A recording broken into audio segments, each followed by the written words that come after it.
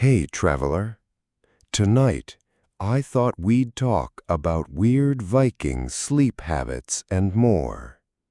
Where are you in the world right now, and what time is it there? Let me know in the comments.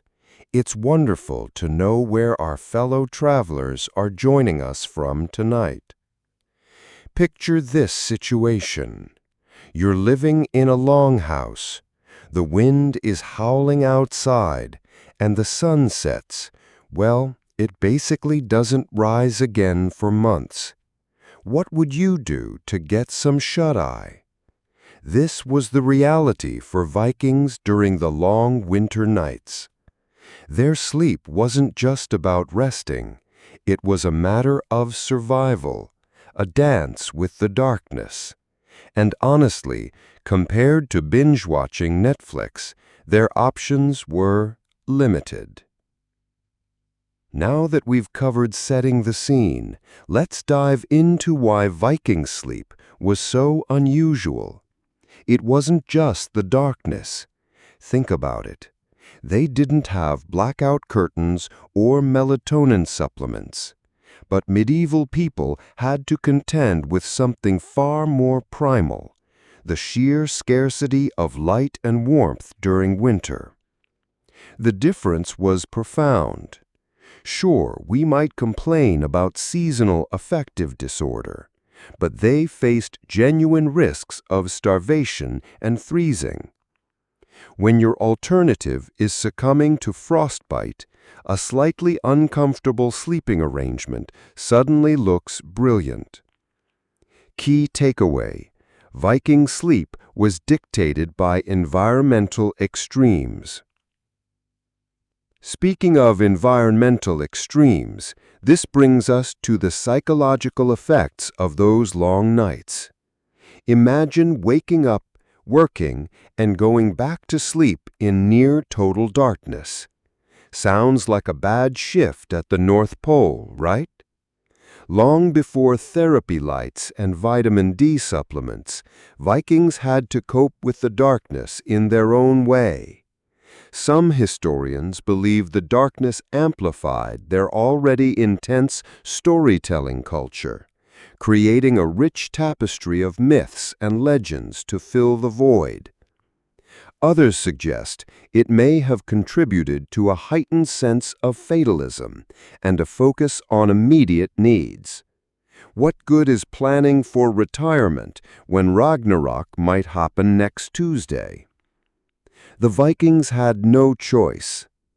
Key takeaway: the dark impacted everything from myth to mindset. But what good is understanding the environment without understanding the how? How did Vikings actually sleep? We're not talking about luxurious memory foam mattresses here. If you've ever tried camping on a rock, you have a slight idea of their comfort level. They slept on benches or platforms, often sharing space with family and even livestock. Think communal living, Viking style, with added animal warmth and the occasional moo. Sure, it wasn't exactly a spa experience, but when your alternative is the frozen ground, a shared bench looks pretty inviting. Key takeaway: Viking beds were all about practicality, not plushness. Now that we've established the conditions, let's talk about dreams. Ever had a weird dream after eating too much cheese? Well, imagine dreaming after months of darkness, fueled by salted fish and the ever-present threat of raiders. Viking beliefs about dreams were complex. They saw them as glimpses into the future, messages from the gods, or even journeys of the soul. It's like their brains were running an early access beta version of the metaverse with significantly worse graphics. From these views, the Vikings had a very superstitious view of dreams. Now you wake up and look at your phone. Key takeaway: Dreams held deep spiritual significance. Speaking of spiritual significance, this brings us to how their beliefs influenced their sleep habits. They didn't just toss and turn, they took precautions.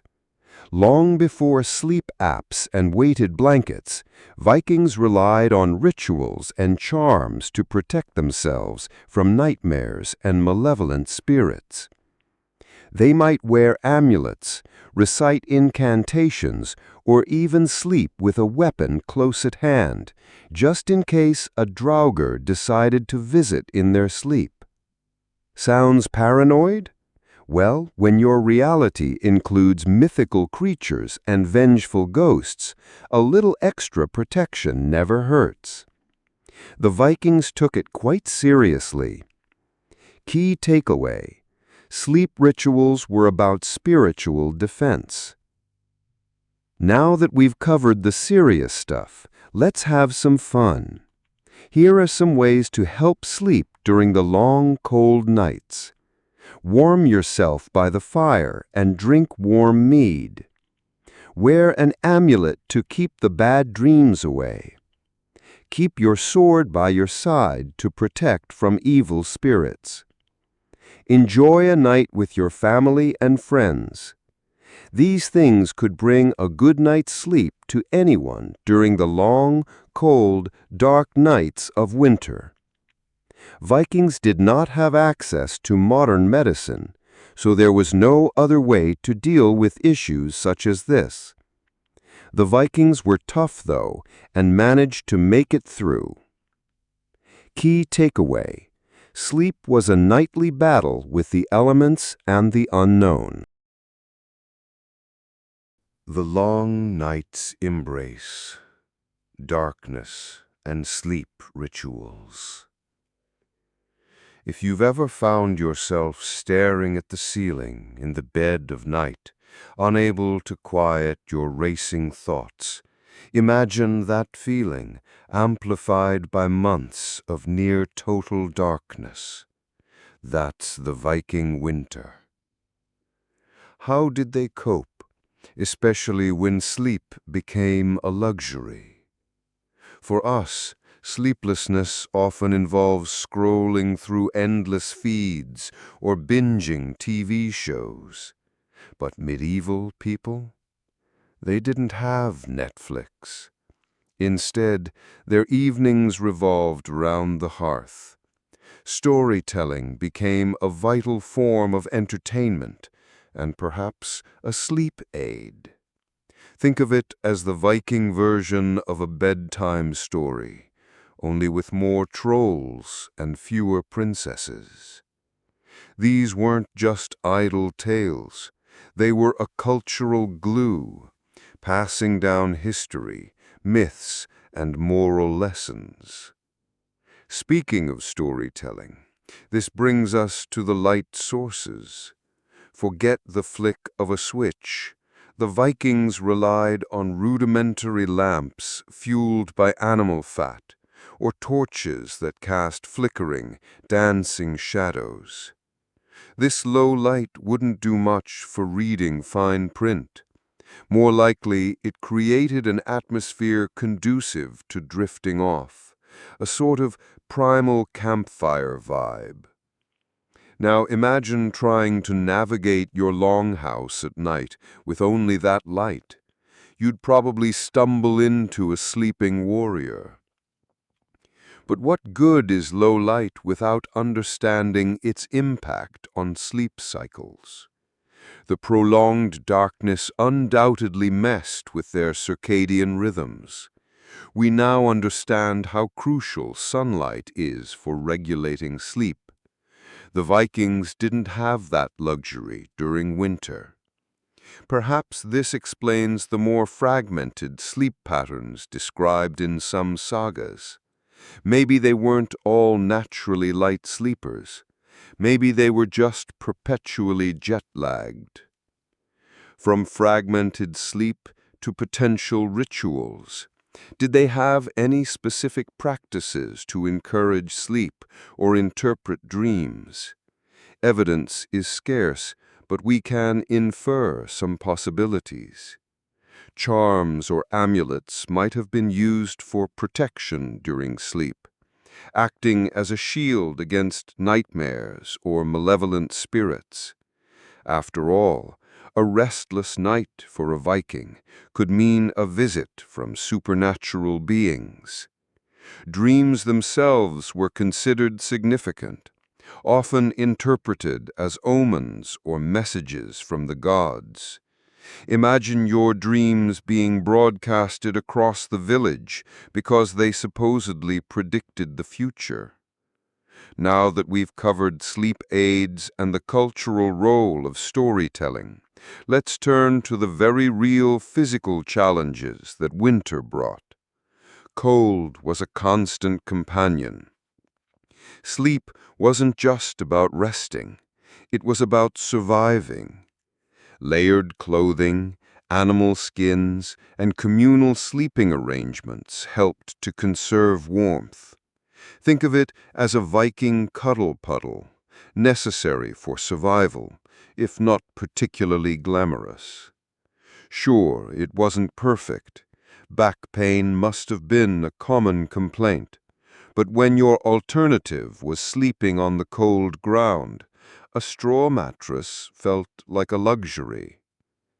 Now that we've discussed comfort, let's talk about hygiene, or the lack thereof by modern standards. The Vikings probably didn't have nightly showers. Imagine that. Their hygiene practices were undoubtedly different from ours. This might have led to a more accepting attitude towards sharing sleeping spaces, despite potential smells or discomfort. Personal space probably wasn't a high priority when staying warm was paramount. But what good is hygiene without considering the practical aspects?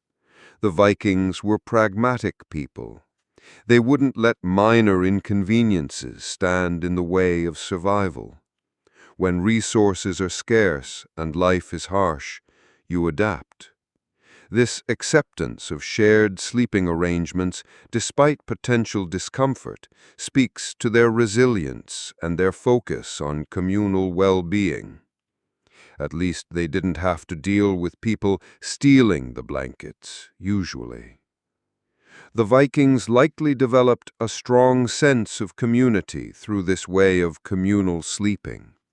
This communal existence can also be seen as a shared vulnerability. Sharing a sleeping space with its noises and smells created a deep sense of shared experience and togetherness. Perhaps this contributed to their strong social bonds and their willingness to support one another in times of hardship. Key takeaway: Viking sleep was a product of their environment, their beliefs, and their pragmatic approach to survival. If you've ever woken up feeling disoriented and groggy, you have something in common with a Viking roused from sleep by an unexpected raid, except their situation was slightly more urgent. Sleep was not always a peaceful respite. It could be interrupted by danger. Speaking of danger, let's shift gears to the role of sentinels and watchmen. Not everyone got to sleep soundly through the night. Someone had to stay awake, guarding the settlement against potential threats. Think of them as the Viking neighborhood watch, only with axes and a much higher risk of encountering something terrifying. Being a watchman must have been very scary. Imagine your watch duty involving the possibility of running across a draugr, a type of undead. But what good is a watchman without a way to communicate danger? Alarm systems were primitive but effective. A horn blast, a shouted warning, or even the barking of dogs could rouse the entire community in seconds. This reliance on communal vigilance highlights the interconnectedness of Viking society. Everyone had a role to play in ensuring the safety of the group, except Harold, who was too lazy to pull his weight. From alarm systems to the aftermath, imagine the chaos of a sudden attack. Sleepers would be jolted awake, scrambling for weapons and armor. The peaceful stillness of the night would be shattered by the sounds of battle. It's a far cry from our modern-day alarm clocks. No hitting snooze when your village is under attack. Now that we've explored the disruptive potential of raids, let's consider the more mundane aspects of sleep hygiene. Did they have any routines or habits to prepare for sleep? Perhaps a simple meal, a period of quiet reflection, or a final check of the livestock. We can only speculate, but it's likely that they developed some rituals to signal the end of the day and prepare their bodies for rest. It's highly likely that people had routines to calm down, or perhaps to simply tire themselves out so they could get straight to sleep. Even though the Vikings lived very hard lives, they would likely have had rituals to relax themselves before going to bed. Whether that means sitting by the fire and telling stories, or whether it means drinking mead until you pass out, it's very likely they had some habits that were good for them, or at least helpful. Key takeaway: Viking sleep was a precious commodity, often disrupted by the realities of their harsh and dangerous world.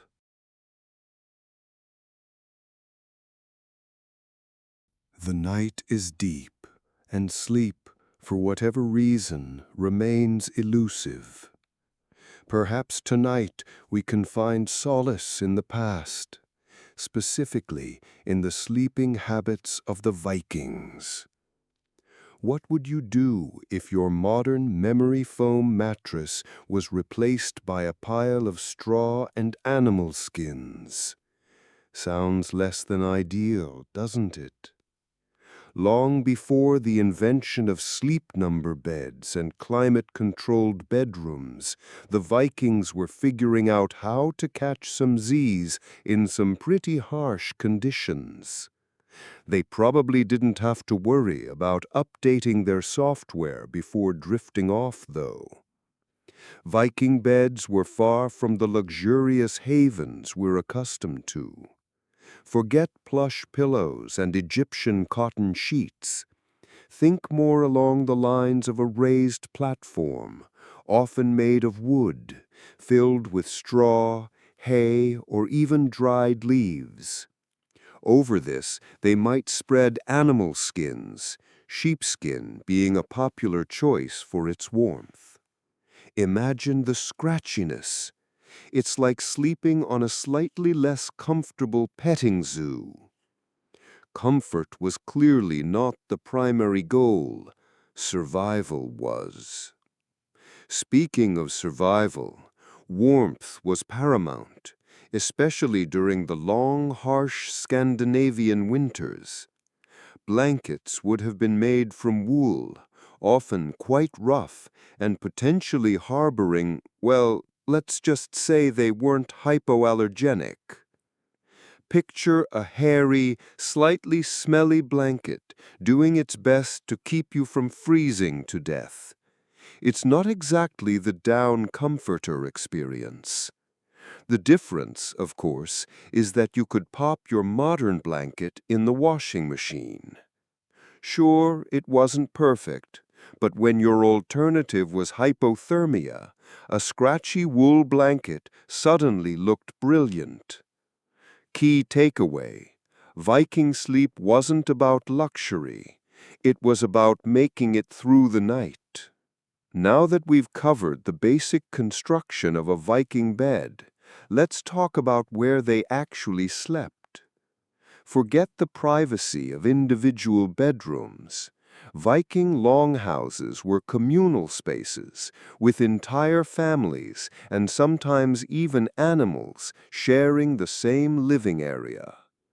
Imagine trying to sleep with the sounds of livestock, snoring relatives, and the general hustle and bustle of daily life going on around you. It's like trying to sleep in a crowded airport terminal, but with more mead. The longhouse wasn't just a living space, it was also a workshop, a dining hall, and a general gathering place. Privacy was practically non-existent, and sleep was often a shared experience, whether you liked it or not. This communal sleeping arrangement likely had a significant impact on sleep quality. Consider the noise levels, the temperature fluctuations from the central hearth, and the lack of personal space. Basically, it was the opposite of a sleep sanctuary. But what good is a good night's sleep without some unexpected smells? Speaking of noise and temperature, sleeping on a Viking ship presented its own unique challenges. Imagine being crammed into a small space with dozens of other warriors, the constant rocking of the waves, the creaking of the ship, and the salty spray of the sea. Forget white noise, this was more like chaotic ocean symphony.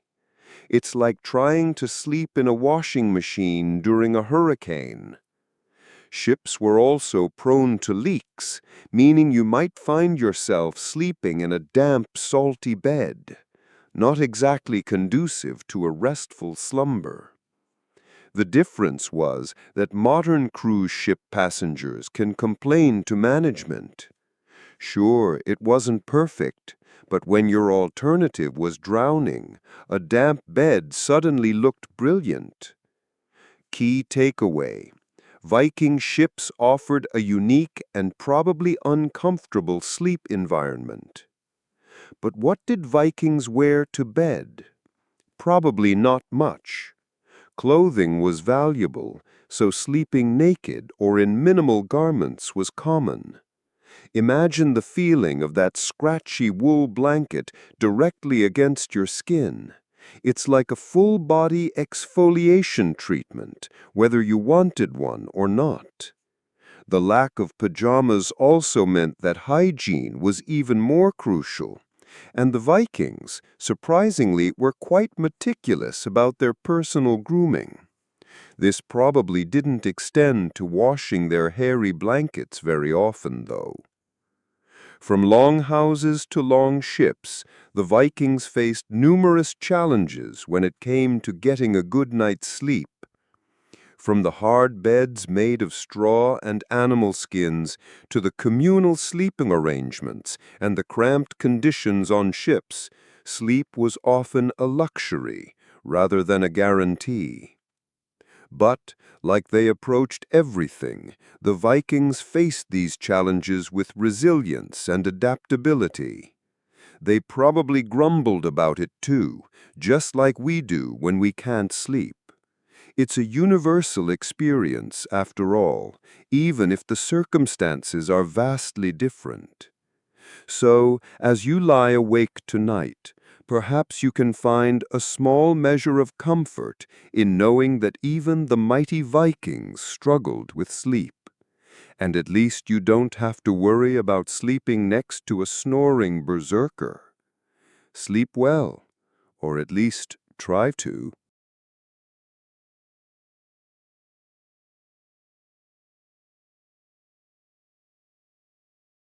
The night whispers secrets to those who listen. If you find yourself awake, thoughts swirling like mist, perhaps the Vikings, those seafarers of old, can offer a curious distraction. What did they dream of, these warriors and explorers? Were their dreams simply echoes of battles fought and voyages undertaken? Or did they hold a deeper significance? Long before modern sleep studies and dream analysis, the Vikings held a profound belief in the power of dreams.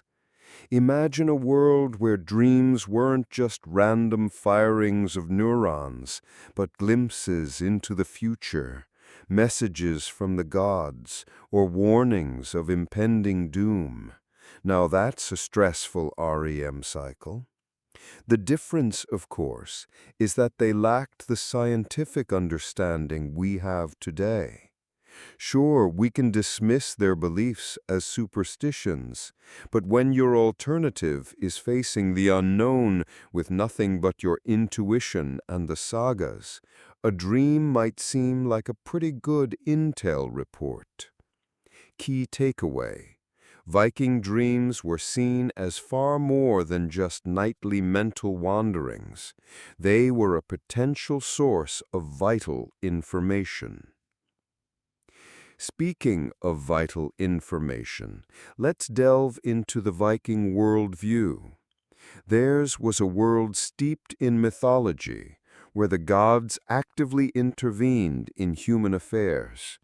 It's not surprising, then, that they believed dreams could be a conduit for divine communication. Think of it as Odin tweeting directly into your subconscious. A particularly vivid dream might be interpreted as a message from the gods, offering guidance, warnings, or even prophecies. But what good is a divine message if you can't understand it? This is where the shamans, or wise women, came in. These individuals possessed specialized knowledge and were believed to have the ability to interpret dreams, decipher their symbolism, and unlock their hidden meanings. They were the dream decoders of the Viking Age. Imagine consulting your therapist, but instead of Freudian analysis, you get runes and pronouncements from Valhalla. The difference was that the Volur were deeply embedded in their community and culture. Sure, their interpretations might seem outlandish to us, but when your alternative is facing a potentially hostile world armed with nothing but your wits, a little divine guidance could go a long way. Key takeaway: shamans acted as vital interpreters of the dream world, bridging the gap between the gods and the mortal realm. Now that we've established the importance of dreams and the role of shamans, let's explore how these beliefs influenced decision-making within Viking society. What would you do if you dreamed of a ship sinking just before a major voyage? The Vikings took such omens seriously. Dreams could influence decisions about everything from when to plant crops to whether or not to embark on a raid. It's like basing your stock portfolio on a particularly vivid pizza dream. Unexpected, right? And if you're tossing and turning, consider this. A chieftain, plagued by nightmares of defeat, might postpone a battle or seek the counsel of a Volva to determine the best course of action. A farmer, warned in a dream of a coming famine, might take steps to stockpile food or find alternative sources of sustenance. The success or failure of such actions would then reinforce the belief in the power of dreams, creating a self-fulfilling prophecy of sorts. Speaking of self-fulfilling prophecies, this brings us to the question of how dreams were perceived personally. Imagine waking up from a dream so real, so terrifying, that it lingered with you throughout the day. For the Vikings, such dreams were not easily dismissed. They might be seen as a reflection of one's own fears, anxieties, or even hidden desires. It's like your subconscious is staging a one-person play, and you're both the audience and the star. But what good is a terrifying dream? It could also serve as a catalyst for change. A warrior haunted by dreams of cowardice might strive to be braver in battle. A merchant plagued by dreams of dishonesty might resolve to be more ethical in his dealings. In this way, dreams could be a powerful tool for self-reflection and personal growth. Now that's what I call a productivity boost. Key takeaway: dreams acted as a crucial feedback loop, influencing decisions and shaping individual behavior. If you're still awake, consider the more unusual Viking sleep habits. Long before Tempur-Pedic mattresses and white noise machines, the Vikings had their own unique ways of inducing sleep and interpreting their dreams. Picture this: you are sleeping in a long house with all of your family and animals. The noise alone would keep me up. Now that we've discussed the broader context of Viking dreams, let's talk about some of the more specific symbols and interpretations that might have appeared in their dreamscapes. Dreams of animals, for example, were particularly potent. A dream of a wolf might represent strength, cunning, or even treachery. A dream of a bear might symbolize power, aggression, or the untamed wilderness. Seeing a squirrel in your dream means that you should pay extra attention to your food. A dream of a raven, a bird closely associated with Odin, might be interpreted as a message from the gods or a sign of impending death. It's like having a personal dream dictionary, but with more fur and feathers. But what good is a symbol without context? The interpretation of dream symbols would also depend on the individual's personal experiences, cultural background, and the specific circumstances of the dream. A warrior might interpret a dream of a wolf differently than a farmer. A pagan and a Christian would interpret the same dream, but with very different context. Key takeaway: recurring symbols infused Viking dreams, holding varied and deeply significant meanings. If you're starting to drift off, remember that the Viking belief in the power of dreams offers a fascinating glimpse into their worldview, their values, and their understanding of the world around them. Their dreams were not simply random firings of neurons, but a potential source of vital information, divine guidance, and personal insight. Now, as you close your eyes, consider what secrets your own dreams might hold. Do you ever lie awake, mind racing, unable to find the off switch? Imagine that, but you're also about to be woken by the horn of a longship preparing to raid a coastal village. Welcome to the world of Viking sleep, or rather, the distinct lack thereof. Life as a Viking raider wasn't exactly conducive to a restful 8 hours. Forget counting sheep, they were probably being raided too. Constant vigilance was the name of the game, and sleep was often a luxury. Think of modern-day shift workers constantly battling jet lag. But medieval shift workers didn't have coffee, they had, well, probably ale. The challenges were manifold. Voyages at sea meant cramped quarters, the constant rocking of the boat, and the ever-present threat of storms or enemy ships. Picture trying to sleep in a bouncy castle during a thunderstorm, while also keeping one eye open for pirates. Good luck with that. On land, things weren't much better. Raids were often timed for dawn, meaning warriors needed to be alert and ready to fight at a moment's notice. Sleep schedules were irregular, dictated by tides, weather, and the element of surprise. Forget a consistent bedtime routine. Their routine was more like grab sleep when you can, where you can. The equivalent of modern-day people napping between meetings in a chaotic office environment. Sleep deprivation has a significant impact on cognitive function and physical performance. Studies show that lack of sleep impairs judgment, slows reaction time, and reduces strength.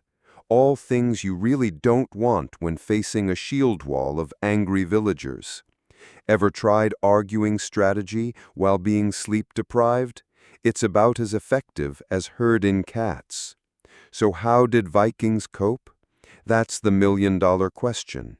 Evidence suggests a few possible strategies. For one, they were likely incredibly resilient, having adapted to a life of hardship and deprivation. Years of tough living builds resistance like a muscle, but for sleeplessness. Short bursts of sleep or cat naps may have been common. A quick power nap before a raid could have provided a much-needed boost of energy and focus, sort of like sneaking a 5-minute snooze in the bathroom before the boss walks in. Communal sleeping arrangements might also have played a role. Sharing body heat could have provided some comfort in the cold Scandinavian nights. Think of it as a Viking cuddle puddle, maybe less romantic, but definitely warmer. Now that we've covered the challenges, let's talk about the potential solutions, however rudimentary. One theory is that alcohol played a significant role in managing sleep, or at least unconsciousness. Mead and ale were staples of the Viking diet, and while they wouldn't have known about the science of alcohol impacting sleep cycles, they surely knew that a few swigs could knock you out. The difference between this and modern people is that their drinks were not as strong and their intention was not to get completely intoxicated. Of course, relying on alcohol for sleep is a double-edged sword. While it might help you fall asleep, it disrupts sleep quality and can lead to a host of other problems. Imagine trying to fight a battle with a hangover, not exactly a recipe for success. Speaking of substances, there's also the possibility that Vikings used other drugs to cope with sleep deprivation and stress. While there's no definitive archaeological evidence, some scholars speculate that they may have used plants with sedative or stimulant properties. Imagine finding out Vikings were using valerian root tea. From alcohol to potential herbal remedies, Vikings may have experimented with various substances to manage the demands of their lifestyle. Key takeaway: Vikings probably weren't getting great sleep, but they likely found ways to cope, even if those ways weren't always the healthiest. But what good is alertness if you're constantly battling pain? The physical toll of raiding and warfare was immense. Injuries were common, and chronic pain could have made it even harder to sleep. Imagine trying to find a comfortable position with a broken rib. Ouch! Pain management in the Viking Age was, shall we say, less sophisticated than it is today. Forget ibuprofen and opioids. Their options were limited to things like herbal remedies, poultices, and perhaps just plain old grit and determination. Their form of ibuprofen was more like bite down on this leather strap. Trauma, both physical and mental, also played a role. Witnessing violence and experiencing the trauma of battle could have led to nightmares, anxiety, and other sleep disturbances. Today we call it PTSD, but imagine trying to explain that to a Viking. Consider, too, the psychological impact of their lifestyle. Constant fear of attack, the pressure to succeed in raids, and the moral ambiguity of their actions could have all contributed to stress and sleeplessness. Ever wonder what Vikings did for mental health days? Now that we've covered the physical and psychological factors, let's consider the environment. The Scandinavian climate was harsh, with long, dark winters and short, intense summers. Seasonal changes in daylight hours could have disrupted sleep patterns and contributed to seasonal affective disorder. Imagine trying to get a good night's sleep when the sun never sets. The lack of artificial light also meant that Vikings were more reliant on natural light cycles. This could have made it harder to regulate their sleep-wake cycles, especially during the winter months. The difference between modern people and them is that when it got dark for them, it got really dark. Speaking of light, fire was the primary source of illumination. While fire provided warmth and light, it also produced smoke and soot, which could have irritated the respiratory system and made it harder to breathe, further disrupting sleep. It's like trying to sleep in a smoky barbecue pit. But what good is a warm fire if you're sleeping on a hard, uncomfortable bed? Beds in the Viking Age were often simple constructions made of wood or straw. Forget memory foam mattresses, comfort wasn't exactly a priority. Bedding was also likely sparse, consisting of animal skins, blankets made of wool, or perhaps a simple straw-filled mattress. Imagine trying to get comfortable on a bed made of itchy wool and scratchy straw. Sure, it wasn't perfect, but it was better than sleeping on the cold, hard ground. From pain to trauma to environmental factors, the challenges to Viking sleep were numerous. Key takeaway: sleep was a precious commodity in the Viking Age, and obtaining adequate rest was often a struggle. And speaking of struggles, how did these sleep-deprived warriors conquer vast territories and strike fear into the hearts of Europe? That's the real mystery. Perhaps the adrenaline of battle helped them overcome their exhaustion. Or maybe, just maybe, they were fueled by sheer, unadulterated Viking willpower. Ever wonder if they thought that sleep was overrated? From irregular sleep schedules to the constant threat of danger, Viking life was a far cry from the peaceful slumber we often take for granted today. So the next time you're struggling to fall asleep, remember the Vikings and their sleepless nights. It might just give you a new appreciation for the simple luxury of a comfortable bed and a quiet night. And that, perhaps, is a sleep aid in itself.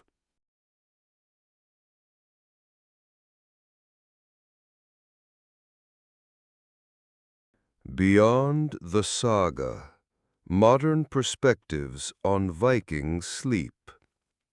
If you've ever tossed and turned, unable to quiet your mind, you're not alone.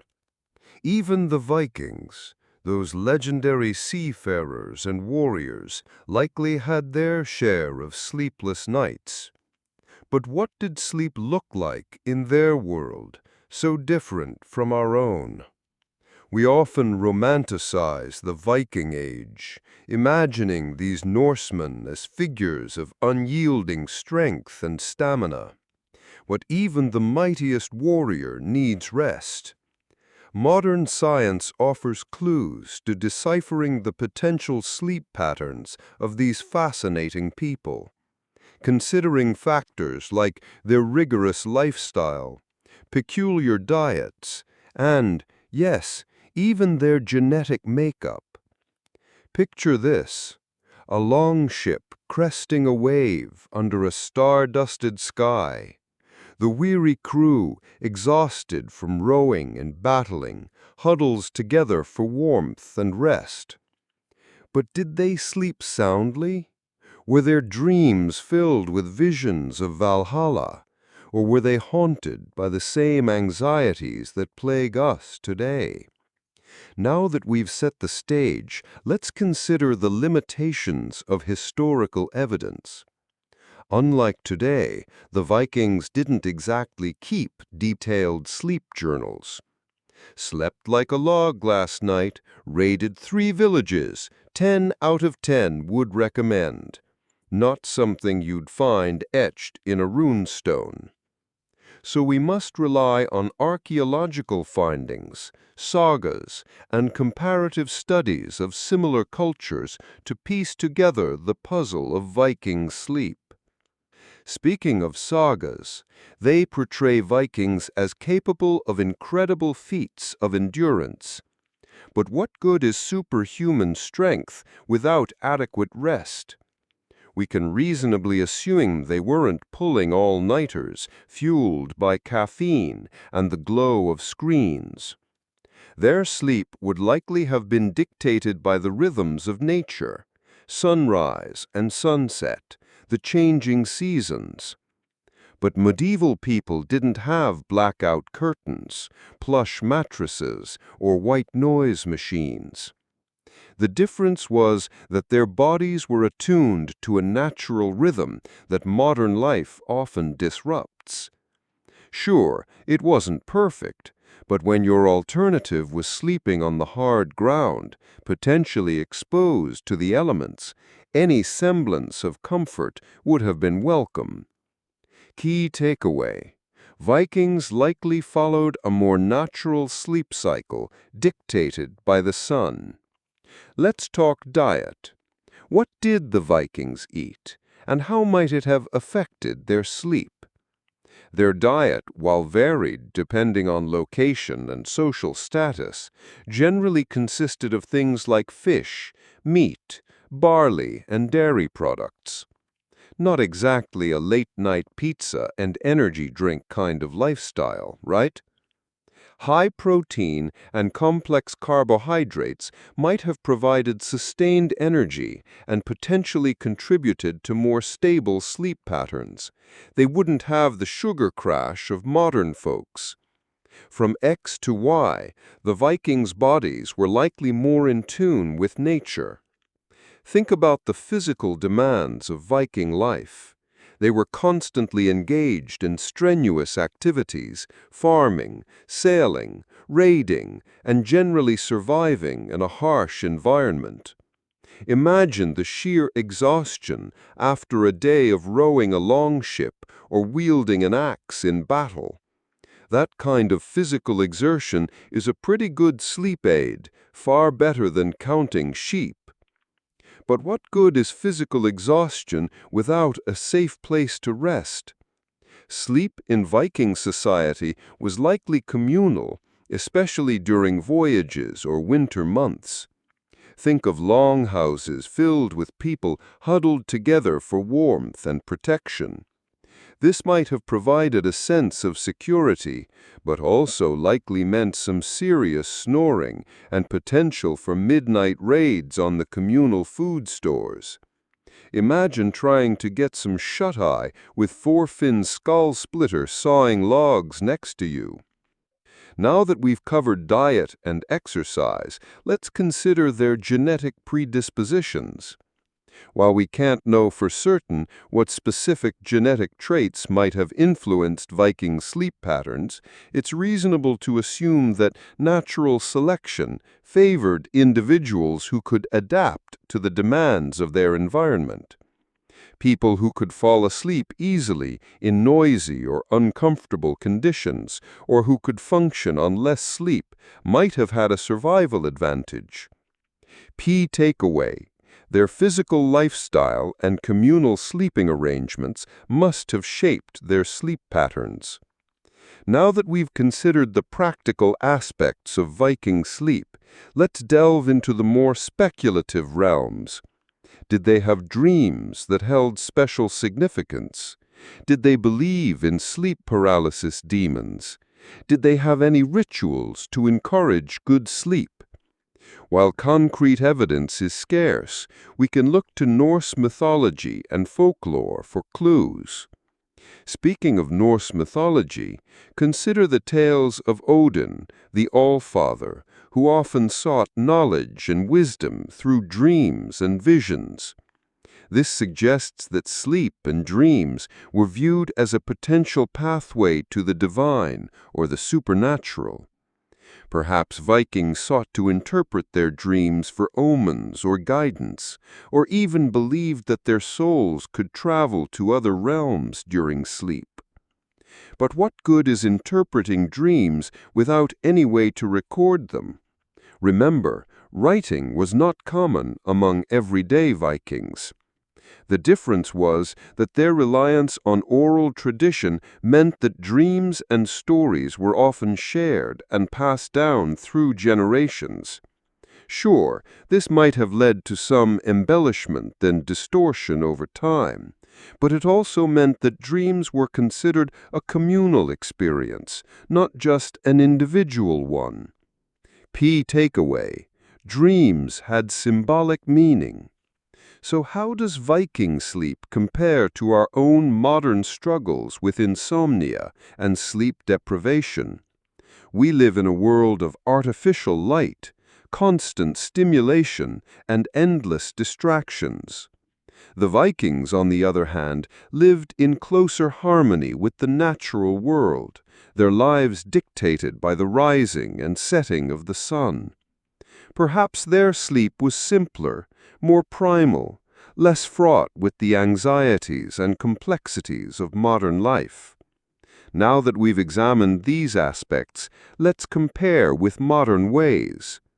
But modern people are more sophisticated. The difference was that modern sleep is less predictable. Sure, it wasn't perfect, but at least they didn't have tick-tock. And so, as we conclude our journey into the realm of Viking sleep, we are left with more questions than answers. We can only speculate about the details of their nightly slumber, piecing together fragments of evidence from sagas, archaeology, and comparative studies.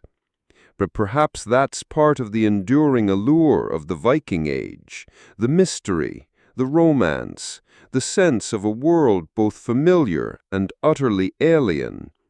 As the quiet hours of the night stretch on, and you find yourself still awake, take comfort in knowing that even the Vikings, those legendary figures of the past, may have shared your sleeplessness.